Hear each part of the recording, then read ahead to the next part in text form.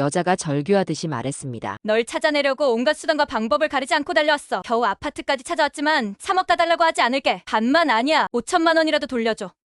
그거 내 집 전세금이야. 여자가 계속 울면서 말했어요. 네가 호스트였을 때 아버지 수술이 필요하다고 해서 그래서 내가 빌려줬잖아. 근데 왜 연락을 안 받는 거야? 호스트요? 형식이가 호스트로 일했다고요? 저는 정말 놀랐습니다. 민정이가 알고 있을까요? 이런 일을 모르고 있으면 안 되겠더라고요. 그래서 나타났습니다. 박서방, 다 들었네.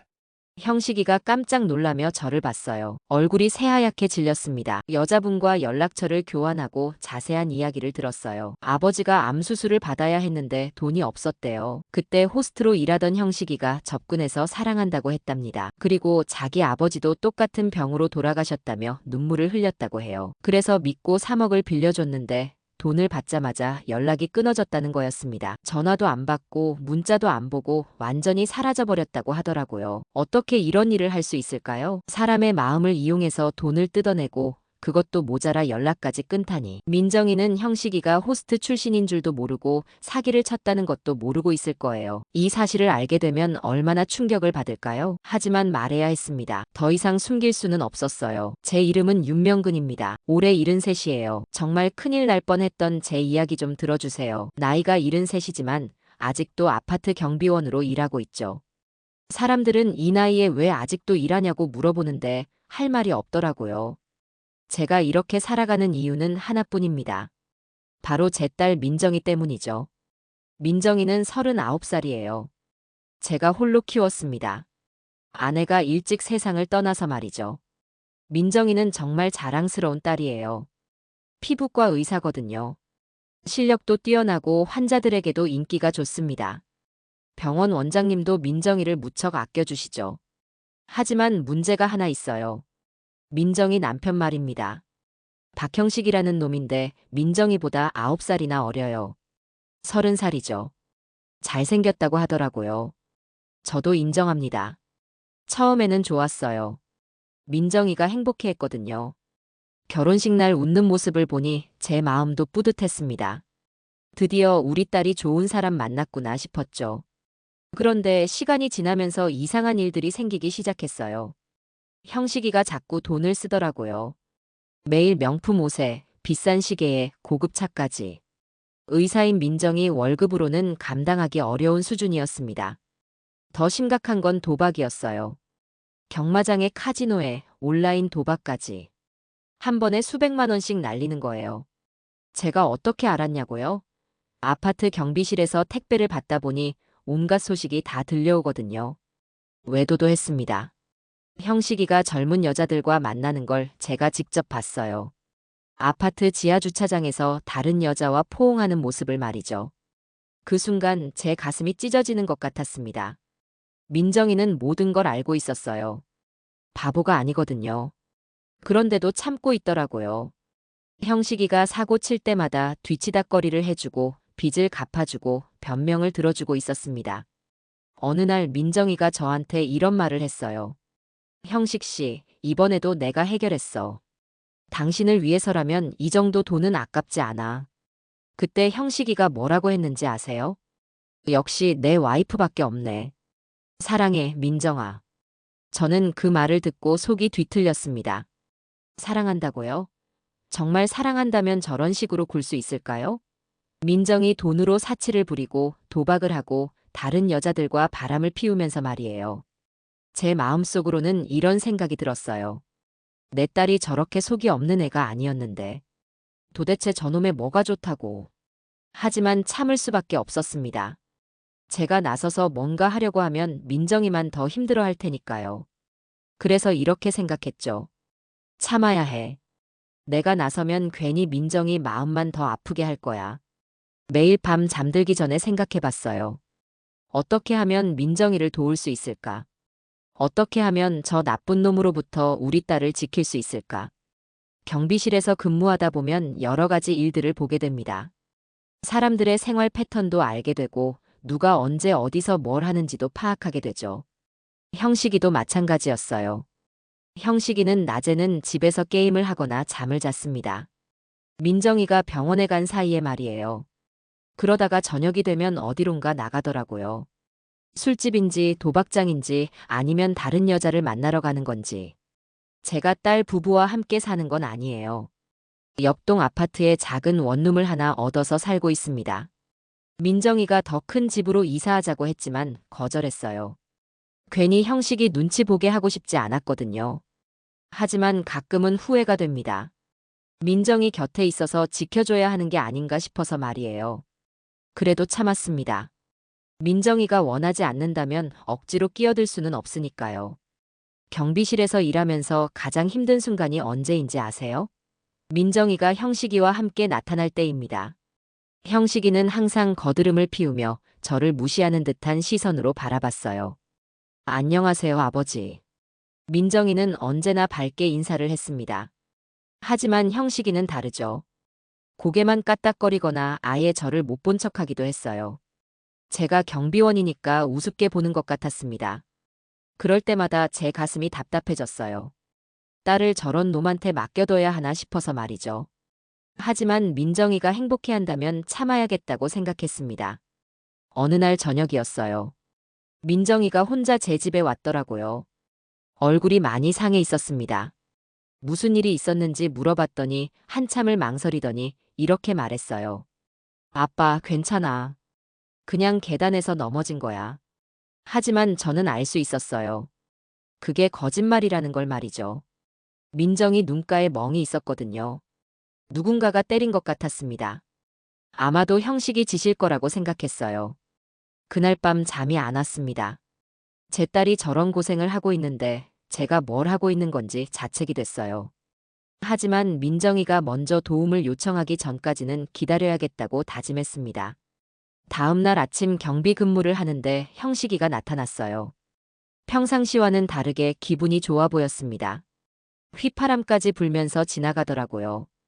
제가 인사를 했는데도 무시하고 말이에요. 그 모습을 보니 더 화가 났습니다. 어떻게 아내를 때리고도 저렇게 태어날 수 있을까요? 정말 이해할 수 없었어요.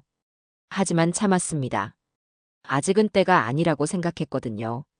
언젠가는 형식이의 정체가 드러날 거라고 그때까지 기다려야겠다고 마음먹었습니다. 그런데 그날이 생각보다 빨리 올 줄은 몰랐어요. 며칠 후였습니다. 민정이가 가족끼리 쇼핑을 가자고 했어요. 백화점에서 만나기로 했죠. 저는 별로 내키지 않았지만 민정이가 원한다면 따라가야겠다고 생각했습니다. 백화점에 도착했을 때 형식이가 먼저 와 있었어요. 온몸에 명품을 걸치고 있더라고요. 구시 재킷에 루이바톡 가방까지. 제 한 달 월급으로도 살 수 없는 것들이었습니다. 반면 민정이는 평범한 후드티를 입고 있었어요. 의사 선생님이면서도 검소하게 사는 우리 딸이 기특했지만 한편으로는 마음이 아팠습니다. 자기는 명품만 사고 아내는 후드티 하나도 제대로 못 사게 하다니요. 저는 더 초라했죠. 10년도 넘은 낡은 재킷을 입고 있었거든요. 형식이 옆에 서니까 더욱 볼품 없어 보였습니다. 쇼핑을 시작했는데 형식이가 계속 비싼 것들만 골랐어요. 넥타이 하나에 30만 원, 정장 하나에 200만 원. 민정이가 카드를 내밀 때마다 제 속이 쓰렸습니다. 그런데 갑자기 형식이가 저한테 말을 걸었어요. 장인어른 사무실에 히터 안 나오세요? 곧 쌀쌀해질 텐데 히터도 안 나오는 곳에서 왜 일을 하세요? 순간 제 얼굴이 화끈거렸습니다. 경비실 얘기를 하는 거였어요. 사람들이 많은 곳에서 저를 무시하는 말이었죠. 장인어른도 민정 씨만 믿고 그냥 몸 편한 직업 하시는 거죠? 이때 민정이가 끼어들었어요. 형식 씨, 말 조심해. 하지만 형식이는 아랑곳하지 않았습니다. 아, 당연히 농담이지. 민정 씨 능력이 좋으니까 장인어른도 마음 편하시고 좋겠다는 뜻이었어. 농담이라고요? 저 말 어디가 농담인지 모르겠더라고요. 사람들이 쳐다보기 시작했습니다. 제가 한심한 장인어른처럼 보였을 거예요. 그나저나 자기야. 나 넥타이랑 정장만 샀고 구두가 없어. 내가 퍼스널 쇼퍼한테 전화할게. 퍼스널 쇼퍼까지 부르겠다고 하는 거예요. 구두 하나 사는데 전문가까지 불러야 한다니 정말 어이가 없었습니다. 민정이가 말렸어요. 그냥 우리끼리 보고 사면 되잖아. 하지만 형식이는 이미 전화를 걸고 있었습니다. 돈 쓰는 것에는 정말 망설임이 없더라고요. 민정이 돈인데도 말이에요. 저는 그 모습을 보며 속으로 생각했습니다. 저런 쓰레기 같은 놈에게 내 딸을 맡기다니. 내가 무슨 죄를 지었나. 퍼스널 쇼퍼가 와서 형식이한테 온갖 구두를 가져다 주었어요. 한 켤레에 100만 원이 넘는 것들이었습니다. 형식이는 마치 왕처럼 굴면서 이것저것 맞춰보고 있었죠. 그 옆에서 민정이는 후드티 하나를 들고 가격표를 보고 있었어요. 3만 원짜리였습니다. 형식이 구두 한 켤레 값에 30분의 1도 안 되는 거였죠. 제 마음이 찢어지는 것 같았습니다. 어떻게 이런 일이 생길 수 있을까요? 남편은 100만 원짜리 구두를 사고 아내는 3만 원짜리 후드티도 망설이고 있다니요. 더 참을 수가 없었어요. 하지만 여기서 뭔가 말하면 민정이만 더 곤란해질 것 같았습니다. 그래서 그냥 참고 있었죠. 형식이가 결국 구두를 2켤레나 샀습니다. 총 300만 원이었어요. 민정이가 카드를 내밀 때 손이 떨리는 게 보였습니다. 아마 통장 잔고를 생각하고 있었을 거예요. 집으로 돌아가는 길에 민정이가 제 팔짱을 꼈어요. 아빠, 괜찮으세요? 저는 괜찮다고 말했지만 사실은 전혀 괜찮지 않았습니다. 제 딸이 저런 대접을 받으면서도 참고 있다는 게 견딜 수 없었거든요. 그날 밤 잠이 오지 않았습니다. 계속 생각했어요. 언제까지 이런 식으로 살아야 할까? 언제까지 저놈의 횡포를 지켜봐야 할까? 뭔가 해야겠다는 생각이 들었습니다. 하지만 뭘 할 수 있을까요? 저는 그냥 경비원일 뿐인데요. 그런데 며칠 후 충격적인 일이 벌어졌습니다. 그날 저녁 경비 근무를 하고 있는데 지하 주차장에서 큰 소리가 들렸어요. 여자가 우는 소리 같았습니다. 뭔가 일이 있나 싶어서 내려가 봤죠. 그런데 깜짝 놀랐어요. 형식이가 한 여자와 실랑이를 벌이고 있었거든요. 그 여자는 형식이 옷을 붙잡고 울고 있었습니다. 저는 몰래 숨어서 들어봤어요. 뭔가 심상치 않은 분위기였거든요. 여자가 절규하듯이 말했습니다. 널 찾아내려고 온갖 수단과 방법을 가리지 않고 달려왔어. 겨우 아파트까지 찾아왔지만 3억 다 달라고 하지 않을게. 3억이요? 제 귀를 의심했습니다. 도대체 무슨 일인 거죠? 반만 아니야. 5천만 원이라도 돌려줘. 그거 내 집 전세금이야. 여자의 목소리가 점점 더 절절해졌어요. 전세금이라고 했으니 집이 없어진다는 얘기잖아요. 형식이가 뭔가 중얼거렸는데 잘 들리지 않았습니다. 하지만 발뺌하는 것 같았어요. 여자가 계속 울면서 말했어요. 내가 호스트였을 때 아버지 수술비 필요하다고 했잖아. 그래서 내가 돈을 빌려준 거잖아. 근데 왜 연락을 안 받는 거야? 호스트요? 형식이가 호스트로 일했다고요? 저는 정말 놀랐습니다. 민정이가 알고 있을까요? 더 충격적인 건 아버지 수술비 명목으로 돈을 빌렸다는 거였어요. 사기를 친 거잖아요. 저는 더 이상 참을 수 없었습니다. 이런 일을 모르고 있으면 안 되겠더라고요. 그래서 나타났습니다. 박서방. 다 들었네. 형식이가 깜짝 놀라며 저를 봤어요. 얼굴이 새하얗게 질렸습니다. 그 여성분과 내 연락처를 교환할 테니 자네는 집에 들어가 있게. 형식이는 아무 말도 못하고 있었어요. 들킨 사람 표정이었죠. 저는 여자분에게 다가갔습니다. 걱정 마세요. 내가 박형식 씨의 장인입니다. 내가 책임지고 도와드릴 테니. 여자분이 저를 보며 눈물을 흘렸어요. 정말요? 정말 도와주실 거예요? 그럼요. 연락처 주세요. 제가 해결해 드릴게요. 형식이는 그 사이에 도망치듯 엘리베이터로 올라갔습니다. 뒤도 안 돌아보고 말이에요. 여자분과 연락처를 교환하고 자세한 이야기를 들었어요. 정말 가슴 아픈 사연이었습니다. 아버지가 암 수술을 받아야 했는데 돈이 없었대요. 그때 호스트로 일하던 형식이가 접근해서 사랑한다고 했답니다. 그리고 자기 아버지도 똑같은 병으로 돌아가셨다며 눈물을 흘렸다고 해요. 그래서 믿고 3억을 빌려줬는데 돈을 받자마자 연락이 끊어졌다는 거였습니다. 전화도 안 받고 문자도 안 보고 완전히 사라져버렸다고 하더라고요. 여자분이 말했어요. 아버지는 결국 돌아가셨어요. 수술비가 없어서 제대로 치료도 못 받으시고. 그래서 더 화가 나는 거예요. 제 가슴이 찢어질 것 같았습니다. 어떻게 이런 일을 할 수 있을까요? 사람의 마음을 이용해서 돈을 뜯어내고 그것도 모자라 연락까지 끊다니. 여자분을 달래고 집으로 돌려보냈어요. 며칠 안에 연락드리겠다고 약속했습니다. 그리고 집에 와서 생각했어요.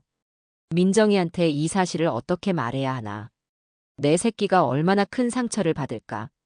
민정이는 형식이가 호스트 출신인 줄도 모르고 사기를 쳤다는 것도 모르고 있을 거예요. 이 사실을 알게 되면 얼마나 충격을 받을까요? 하지만 말해야 했습니다. 더 이상 숨길 수는 없었어요. 문제는 돈이었습니다. 3억은 너무 큰 돈이었어요. 아니, 5천만 원도 저한테는 큰 돈이었습니다. 경비원 월급으로는 도저히 감당할 수 없는 금액이었죠.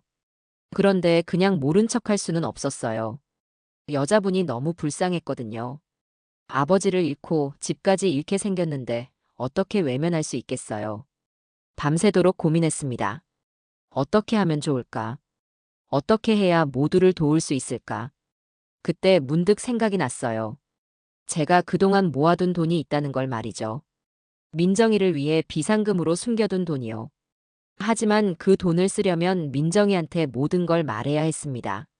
형식이의 과거도 사기 사실도 제가 돈을 숨겨뒀다는 것도요. 과연 민정이가 견딜 수 있을까요? 자기가 사랑하는 남자가 사실은 사기꾼이었다는 사실을 말이에요. 하지만 더 이상 미룰 수는 없었습니다. 이제 결단을 내려야 할 때였어요.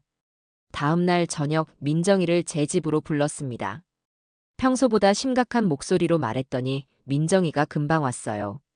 아빠, 무슨 일이에요? 민정이 얼굴에 걱정이 가득했습니다. 제가 이렇게 급하게 부른 적이 별로 없었거든요. 저는 천천히 말을 꺼냈어요. 어디서부터 시작해야 할지 막막했지만 용기를 냈습니다. 민정아, 아빠가 어제 충격적인 일을 봤다. 그리고 주차장에서 있었던 일을 자세히 말해줬어요. 여자분이 울면서 돈을 달라고 했던 것, 형식이가 호스트로 일했다는 것, 3억 원을 사기쳤다는 것까지요. 민정이 얼굴이 점점 창백해졌습니다. 처음에는 믿지 못하겠다는 표정이었어요. 하지만 제가 계속 설명하니까 서서히 받아들이는 것 같았습니다. 아빠, 정말이에요? 정말이다. 내가 직접 받고 들었어. 민정이가 고개를 떨구었어요.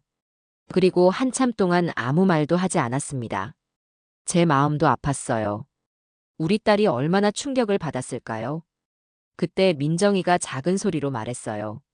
사실 저도 이상하다고 생각했어요.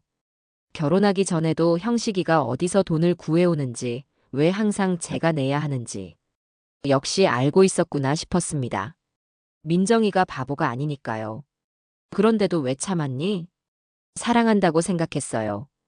그리고 혹시 제가 잘못 생각하는 건 아닐까 해서요. 민정이 목소리가 떨렸습니다. 정말 많이 힘들었을 거예요. 저는 민정이 손을 잡았어요. 민정아, 아빠가 다 알고 있었다. 네. 내가 살면서 혹시나 병원이 어려워질까봐, 혹시 내가 힘들어질까봐, 아빠는 내가 상처받을까봐 미리 준비해뒀다. 민정이가 이상하다는 듯이 저를 봤어요. 무슨 말인지 몰랐을 거예요. 저는 방 한쪽에 있던 서랍을 열었습니다. 그 안에서 통장 하나를 꺼냈어요. 이게 뭐예요? 비상금 계좌야. 아빠가 평생 모은 돈이 들어있어. 민정이가 통장을 보더니 깜짝 놀랐어요. 잔고가 적지 않았거든요. 아빠, 이 돈이 어디서 나온 거예요? 경비 일하면서 모은 거야. 내가 어려울 때를 대비해서 말이다. 사실 저는 정말 오랫동안 돈을 모았어요. 민정이가 의대에 다닐 때부터 시작해서 지금까지요. 혹시나 민정이에게 무슨 일이 생기면 도와줄 수 있도록 말이에요. 그런데 왜 말씀 안 하셨어요? 내가 의지하게 될까봐.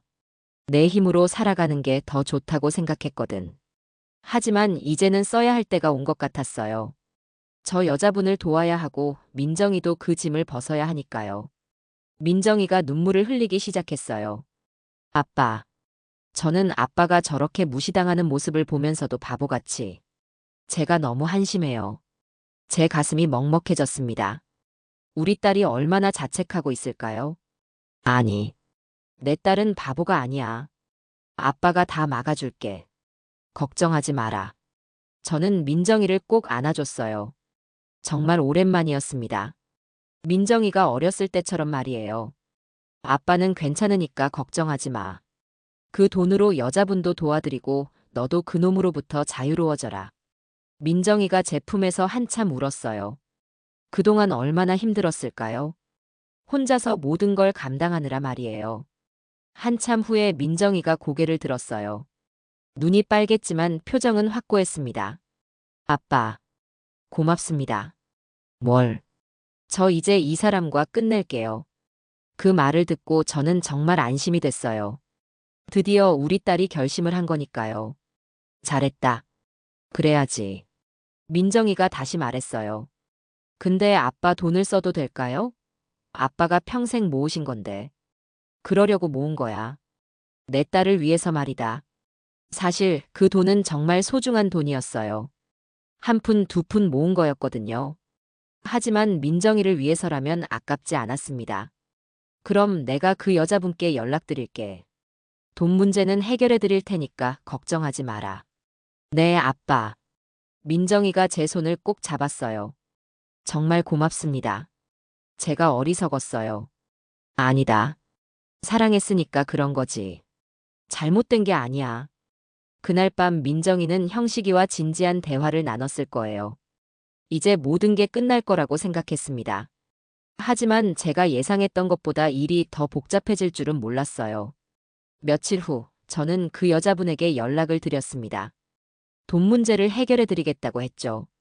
그런데 그분이 제안을 하더라고요. 형식 씨를 직접 만나고 싶어요. 제대로 된 사과를 받고 싶거든요. 저도 그게 맞다고 생각했어요.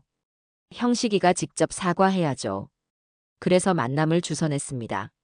아파트 관리사무소 회의실에서 만나기로 했어요. 당일 여자분이 먼저 왔고 저도 함께 기다렸습니다. 형식이는 한참 늦게 나타났어요. 얼굴에 짜증이 가득했죠.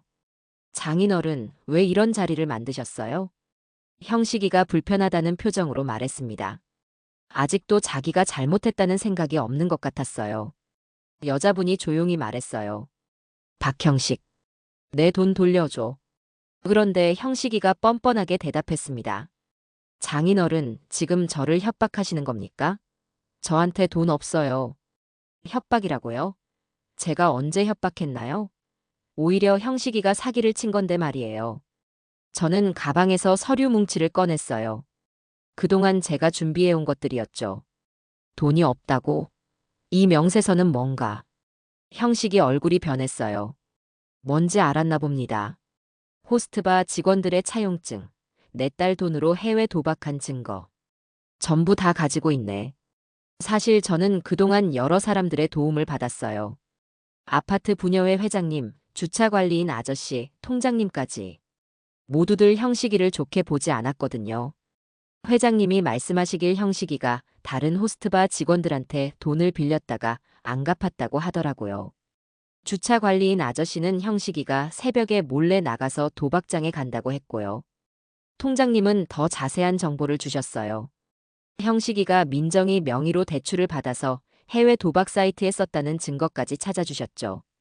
이것도 있고 저것도 있고. 제가 서류를 하나씩 보여줄 때마다 형식이 얼굴이 더 창백해졌어요. 그때 문이 열렸습니다. 민정이가 들어왔어요. 손에 뭔가 들고 있었죠. 형식 씨, 이제 그만해. 민정이가 형식이 앞에 서류를 내려놨어요. 여기 이혼 서류야. 형식이가 깜짝 놀라며 민정이를 봤습니다. 자기야, 갑자기 이혼이 뭐야? 우리 얘기 좀 해보자. 무슨 얘기? 더 할 말이 있어? 민정이 목소리가 차가웠어요. 이미 마음을 정한 것 같았죠. 형식이가 저한테 소리쳤어요. 장인어른이 민정 씨를 부추긴 거죠?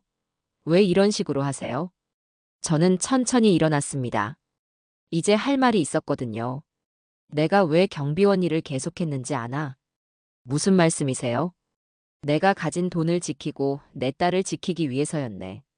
형식이가 무슨 말인지 모르겠다는 표정이었어요. 자네 같은 사기꾼에게 뺏기지 않으려고 말이야. 그때서야 형식이가 제 진짜 의도를 깨달았나 봅니다. 제가 단순한 경비원이 아니라는 걸 말이에요. 자네가 나를 무시할 때부터 난 알고 있었어. 자네가 어떤 놈인지 뭘 하고 다니는지 다 말이야. 사실 경비원이라는 직업이 정보를 얻기에는 최고예요. 사람들이 경계하지 않거든요. 그래서 온갖 소식이 다 들어와요. 부녀회 회장님이 자네 소문 다 알려주셨고, 주차 관리인 아저씨가 자네 행동 패턴 파악해 주셨어. 통장님은 자네 금융거래 내역까지 찾아주셨지. 형식이 얼굴이 완전히 무너졌어요. 자기가 완전히 포위됐다는 걸 깨달았나 봅니다. 그리고 내가 가진 이 모든 증거들은 경찰서에도 제출할 거야. 여자분이 고개를 끄덕였어요. 저도 고발할 거예요. 사기죄로요. 형식이가 벌벌 떨기 시작했습니다. 이제야 상황이 얼마나 심각한지 알았나 봐요. 민정이가 다시 말했어요. 서명해. 이혼 동의서에. 민정아, 제발. 싫어. 이제 정말 끝이야. 우리 이제 서로 끝내자고. 형식이는 결국 서류에 서명할 수밖에 없었어요. 다른 선택이 없었거든요. 그 모습을 보니 속이 시원했습니다. 그동안 얼마나 답답했는지 몰라요. 마지막으로 형식이가 저한테 물어봤어요. 정말 처음부터 다 알고 계셨던 거예요? 그럼. 내가 바보로 보였나? 형식이는 아무 말도 못했어요. 자기가 얼마나 큰 실수를 했는지 깨달았을 거예요. 경비원을 무시하고 장인어른을 우습게 본 대가를 치르게 된 거죠. 하지만 저는 여기서 끝낼 생각이 없었어요. 형식이가 제대로 된 처벌을 받아야 한다고 생각했거든요. 이혼 서류 처리가 끝난 후 저는 본격적으로 움직이기 시작했습니다. 그동안 모은 증거들을 경찰서에 제출했어요. 사기죄, 횡령죄, 도박죄까지. 형식이가 저지른 모든 범죄에 대한 자료였죠. 그리고 형식이 가족들에게도 연락을 드렸습니다. 부모님과 형제들한테 말이에요. 그들도 형식이가 뭘 했는지 알 권리가 있다고 생각했거든요. 형식이 어머니가 저한테 전화를 했어요. 사돈, 우리 형식이가 그런 짓을 했다니. 정말 죄송합니다. 죄송할 건 없어요. 다만 앞으로 형식이가 제대로 살 수 있도록 도와주세요. 형식이 친구들에게도 알렸습니다. 그동안 형식이와 어울리던 사람들이 얼마나 많은지 놀랐어요. 하지만 진실을 알고 나니 모두들 등을 돌렸죠. 일주일 만에 형식이는 완전히 고립됐어요. 친구도 없고 직장도 없고 가족마저 실망한 상태였습니다. 그런데 형식이가 저한테 연락을 했어요. 경찰서로 출두하라는 통보를 받았나 봅니다. 장인어른 만나서 얘기 좀 해요. 저는 거절했어요. 더 이상 할 얘기가 없었거든요. 며칠 후 경찰서에서 연락이 왔습니다. 형식이가 구속됐다고 하더라고요. 증거가 워낙 확실하니까 부인할 수도 없었을 거예요. 그때 형식이가 저한테 면회를 신청했다고 했어요. 처음에는 가지 않으려 했는데 민정이가 말했습니다. 아빠, 마지막으로 한 번만 가보세요. 그래서 경찰서에 갔어요. 형식이가 정말 초라한 모습이었습니다. 장인어른, 제발 한 번만 봐주세요. 제가 잘못했습니다. 이제야 사죄하는 거예요. 너무 늦었죠. 자네, 내 딸에게 용서를 구할 자격은 없네. 장인어른. 그동안 뿌린 대로 거두게 될 거야. 형식이가 고개를 떨구었어요. 더 이상 할 말이 없었나 봅니다. 저는 마지막으로 말했어요. 자네가 감옥에서 나와도 내 딸한테는 절대 접근하지 마. 그리고 제대로 된 사람이 되도록 노력해라. 형식이는 아무 대답도 하지 못했어요. 한 달 후 재판이 열렸습니다. 민정이와 함께 법정에 갔어요. 형식이가 실형을 받을 거라고 변호사가 말했습니다. 재판 결과 형식이는 징역 2년을 받았어요.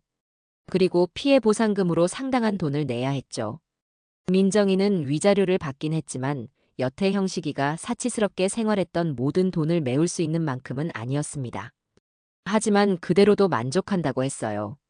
제가 준비했던 증거들이 큰 도움이 됐고요. 그 여자분도 돈을 돌려받았어요. 다 못 받더라도 절반 정도는 받을 수 있을 거라고 했습니다. 모든 일이 정리된 후 민정이가 제 집에 왔어요. 정말 오랜만에 밝은 표정이었습니다. 아빠, 그동안 얼마나 힘드셨을까? 정말 감사합니다. 뭘 감사해. 당연한 일했을 뿐이지. 아니에요. 아빠가 아니었으면 저는 계속 속았을 거예요. 민정이가 제 손을 잡았어요. 앞으로는 제가 아빠를 모실게요. 더 이상 경비 일하지 마세요. 하지만 저는 고개를 저었어요. 아직 할 일이 남았어. 네. 형식이 같은 놈들이 또 나타날 수도 있으니까. 내가 지켜봐야지. 민정이가 웃었어요. 정말 아빠다워요. 그리고 경비 일도 나름 재미있어. 사람들 만나는 것도 좋고. 사실 이번 일을 겪으면서 깨달은 게 있었어요. 경비원이라는 직업이 생각보다 중요하다는 걸 말이죠. 사람들을 지키는 일이거든요. 아니다. 이제부터가 시작이지. 우리 다시 행복하게 살자. 민정이가 환하게 웃었어요. 정말 오랜만에 보는 웃음이었습니다. 그날 밤 저는 정말 기분이 좋았어요. 드디어 우리 딸을 지켜낼 수 있었거든요. 형식이는 교도소에서 종종 민정이에게 편지를 보내왔습니다. 진심인지 거짓인지는 모르겠지만 민정이를 아직 사랑하고 매일 밤마다 그립다고요. 하지만 민정이는 편지를 읽어보기만 할 뿐 항상 가스레인지 불에 태워버리는 것으로 본인의 의사를 표현했습니다. 자업자득이라고 생각했습니다. 그렇게 살아야 마땅하죠. 저는 더 이상 형식이에게 관심이 없었어요. 이제 민정이와 새로운 시작을 해야 했거든요. 반년이 더 지난 후였습니다. 민정이가 저한테 제안을 했어요. 아빠, 이제 경비 일은 정말 그만하세요.